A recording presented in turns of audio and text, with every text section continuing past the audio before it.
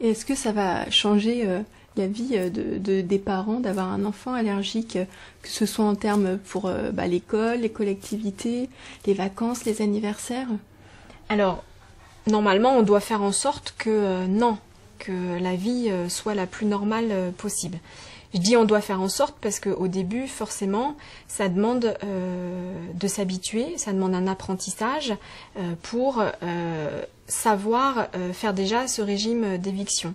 Donc en général, ils sont tout petits, donc c'est la famille qui est d'abord mise à contribution, donc vous et le papa.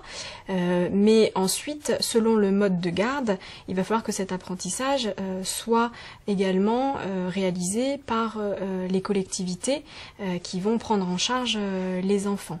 Et donc là, nous, en tant que médecins, on a un vrai rôle pour éduquer les parents, éduquer l'enfant quand il commence à être en âge de pouvoir suivre cette éducation, et puis protéger notre patient, donc votre enfant, en collectivité. Et donc pour le protéger, il faut qu'il soit accompagné de ce qu'on appelle des projets d'accueil individualisés, PAI, qui sont mis en place dans les collectivités, donc dans les crèches, dans les maternelles, dans les écoles primaires, dans les collèges, dans les lycées, pour que cette pathologie d'allergie soit connue, comprise, et qu'il y ait des protocoles de prise en charge qui soient mis en place avec des médicaments à disposition, et en gros, quoi savoir faire dans quelle situation, qu'elle soit plus ou moins un risque vital ou pas.